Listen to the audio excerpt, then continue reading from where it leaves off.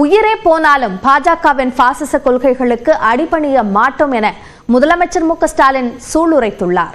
தமிழ்நாட்டு எம்பிக்கள் அநாகரிகமானவர்கள் என பேசிய மத்திய அமைச்சர் தர்மேந்திர பிரதானுக்கு எது நாகரிகம் என முதலமைச்சர் சரமாரியாக கேள்வி எழுப்பியுள்ளார்.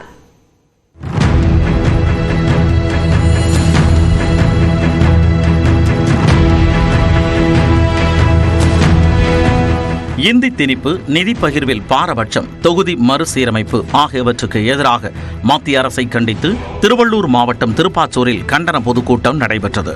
இதில் முதலமைச்சர் மு.க.ஸ்டாலின் தலைமையில் தமிழ்நாட்டின் நலன்களையும் எதிர்காலத்தையும் விட்டுத்தர மாட்டோம் எனவும் உரிமைகளுக்காக போராடுவோம் எனவும் அனைவரும் உறுதிமொழி ஏற்றனர்.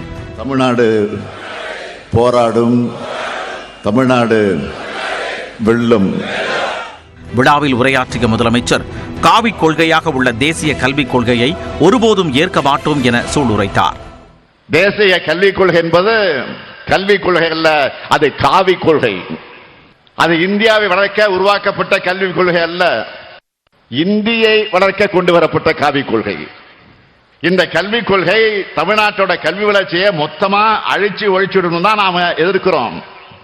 பிறப்புக்கும் எல்லா உயிருக்கும் அறம் பேசுற தமிழகத்துக்கு ஜனநாயகத்தை பத்தி வகுப்பு எடுக்காதீங்க. நீங்க என்னமோ ஹெட் மாஸ்டர் மாதிரி, நாங்க என்னமோ ஸ்டூடெண்ட் மாதிரி எங்களுக்கு வகுப்பு எடுக்க வந்திருக்கிறீங்களா? விடமாட்டோம். தமிழ்நாட்டு எம்பிக்களை அநாகரிகமானவர்கள் என கூறிய மத்திய அமைச்சர் தர்மேந்திர பிரதான் எது நாகரிகம் என கூற முடியுமா என்று முதலமைச்சர் சரமாரியாக கேள்வி எழுப்பினார். எந்த மாநிலத்திலிருந்து வரியை வசூல் பண்ணிக்கிட்டு எங்களையே பட்டினி போடுறதுதான் நாகரிகமா? தமிழ் பிடிக்கும், தமிழ் பேச முடியலன்னு சொல்லிக்கிட்ட தமிழுக்கு நிதி ஒதுக்காம சமஸ்கிருதத்துக்கு நிதி ஒதுக்கிறது தான் நாகரிகமா? தாய்மொழிய வலியுறுத்துறோம்னு சொல்லிக்கிட்டு அதை செய்யாம சமஸ்கிருதத்தை இந்தியையும் திணிக்கிறது தான் நாகரிகமா? குஜராத்தில் இயற்கை பேரிடர் வந்தா அன்று மாலையே 10,000 கோடி ரூபாய் ஒதுக்கிறதும், தமிழ்நாட்டில் பேரிடர் நடந்து 2 ஆண்டுகள் ஆன பிறகும் நாங்க கேட்டதுல 1 விழுக்காடு நிதி கூட ஒதுக்காம இருக்கிறதா நாகரிகமா? ஒரே ஒரு எய்ம்ஸ் மருத்துவமனையை மட்டும் அறிவிச்சிட்டு 7 வருஷமா அதை கட்டாம ஏமாத்துறது தான் நாகரிகமா?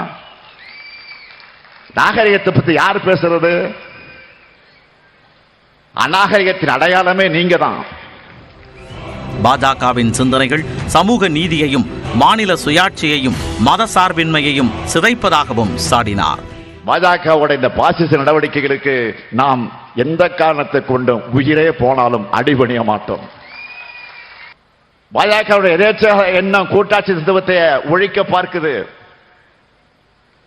இத இப்ப தடுக்கலன்னா பிறகு எப்பவுமே தடுக்க முடியாது. பிரதமர் மோடியின் ஆட்சியில் இந்தியாவின் மதிப்பு சரிந்து விட்டதாகவும் முதலமைச்சர் குற்றம் சாட்டினார். பிரதமர் மோடி அவர்களே, உங்களுக்கு என்னுடைய வேண்டுகோள், இந்தியை வளர்க்கிறதை விட இந்தியா வளர்க்க பாருங்க.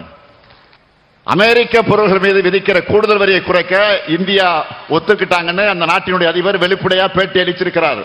இது அவமானம் இல்லையா? இந்தியாவுக்கு இருக்க மதிப்பு மரியாதை இதுதானா? இந்தியாவுடைய மதிப்பை உயர்த்த நீங்க எடுத்த நடவடிக்கை என்ன? நாங்க ஆட்சிக்கு வந்தா ஒரு மீனவரை கூட கைது செய்ய மாட்டாங்கன்னு சொன்னவர் யாரு? மோடி.